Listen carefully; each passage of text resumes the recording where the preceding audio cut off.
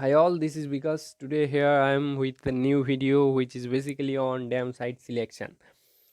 For this video you will have an idea for which site we should go for any construction work or for which sites we shouldn't go for the constructions. That means it's all about the site. We can't construct a dam at any point or any portions across the river valley. For this, a huge amount of study is required and a synthesis of knowledge concerning with geomorphology, lithology, and geological structure of the terrain is must be have. Okay, now now we'll discuss what are the basic requirements of a site for which should we go to construct a dam. But before this, the idea of the dam is necessary. Now, what is dam? Okay, it is basically a solid barrier which resist or prevent the natural flow of the water and accumulate it into the form of a reservoir. Okay, now so it's a barrier which resists the natural flow. First of all, you should know that each and every project of a construction work has a different objectives. Okay, for example, I can say about the Faraka. I can I can say about the Faraka. Basically, Faraka was constructed to diversify the water for rejuvenations of the Calcutta port. This was the main objective of the constructions of Faraka Dam or Faraka Barrage. But along with this, it has some more say purpose, like these we called common purposes. Okay, that is basically deal with the domestic use or drinking purposes or sanitary purposes. It provides irrigational facilities, hydropower generation. Some dam provide flood management is also a measure, because constructions of the Faraka helps in the management of the flood in the Bangladesh. Okay, now fighting against drought and fish farming is a major economic work, such a on dam site. Navigational facilities and tourism industry is also promoting by constructions of the dam. So we have the idea, say what are the necessaries or purposes we should construct a dam. Now, according to Brian, these are the five important aspect of considerations. Now, number one, a watertight basins with adequate size. There is two important thing. One is watertight basins, another one is adequate size. Now, what does it mean by watertight basins? Watertight basins, actually it is a theoretical concept, because we can't get watertight basins at a dam, because some sort of water will evaporate from the dam, and some amount of water will also infiltrated downward, so there is a loss of water, so we can't get watertight basins. But this is a theoretical concept. Now, adequate size means the opportunity to have maximum volume of water store or acquiring maximum amount of water. Number two is that narrow outlet is required. Outlet must be narrow, because if the outlet is very wider, then huge amount of cost there would be involved. Okay, so to avoid the investment, outlet must be narrow. Now, opportunity to build the adequate and safe spillways. The spillways are the ways through which the surplus water will pass.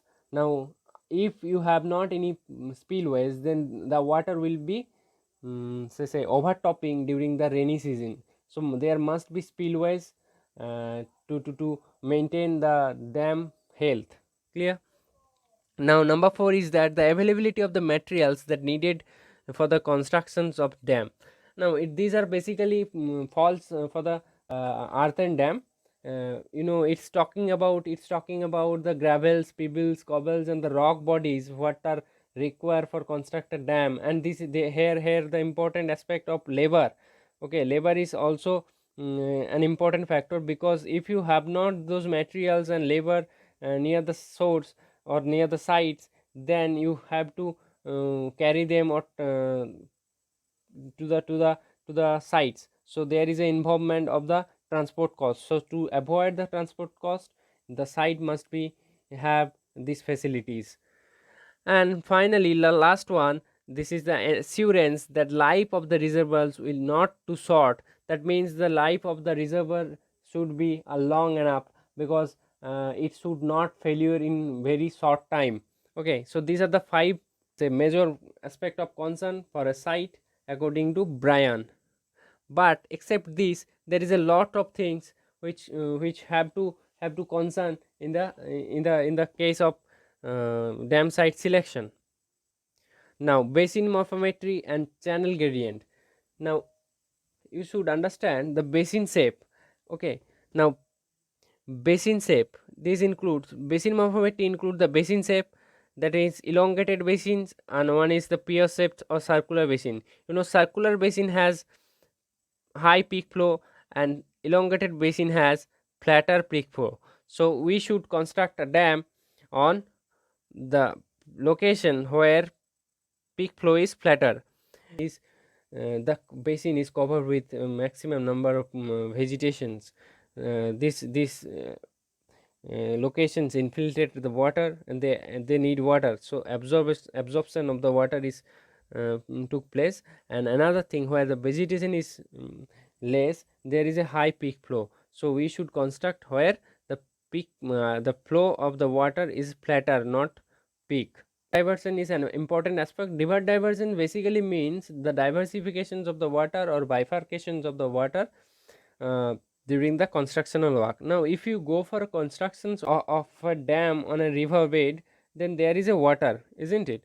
So, and we all know that that cemented structure will be destroyed by the water. So, to avoid this, we should diversify the water by installing pipe, or either by cutting temporal channels. Clear? Look, this is a temporal channel, and here the site of the dam. Okay, now they fill the channel or block the channel to diversify the water. Now, the stability of the site. Now, the geologically, the region must be stable. The site should not be located on any earthquake zone or faulted zone or any suture zone where two plates meet each other. Okay, which makes the region so unstable, and dam may be failure in near future. Clear? So the instance, you can ask me about the Himalaya. There are so many dam in Himalaya, but not failure. Why? Because the bearing capacity of the rocks are different. Here is the concept of bearing capacity. Now, the surface faulting of the Xingkang Dam of Taiwan, it's due to the faulting zone. This dam was located on a faulting zone, and that is why it's failure. Now, here is the bearing capacity, concept of bearing capacity. Now, nature, strength, and structure, and the permeability of the rocks. Okay, and the bearing capacity. The bearing capacity means you have the tolerance level, how much pressure you are able to store or take. So the foundation. Now, if you have the foundation like hard rocks like granite, gneiss, basalts, and thick compact bed of sedimentary rocks, then not less than 200 tons square feet. Okay. Now, softer rocks, when you have the soft rocks as a foundation, now 5 to 30 tons per square feet pressure or bearing capacity. Now, clay beds, when you have the clay beds as a foundations, you have 1 to 8 tons square feet. And when you have well cemented sands and gravels, it has a bearing capacity about 8 to 10 tons per square foot. And when you have the ordinary sand and alluvial soil, this has a very less bearing capacity. This is about 1 to 6 tons per square feet. Now, here is the foundation. I have two example for this. Hondo River Reservoir in the New Mexico. The foundation of this dam was limestone, and we all know that limestone is characterized by high permeability. Okay, so that is why the excessive leakage was shown, and which leads to the abandonment of the reservoir, and the dam failure took place. And again, we have the San Francisco Dam of California on the composite foundation of schist and conglomerate, and it has experienced lots of fractures along the foundation, across the foundations, and it leads the leakage, huge amount of the leakage, and a disastrous failure of the dam took place. Okay, This is the St. Francis Dam. Look, the dam, and it failures.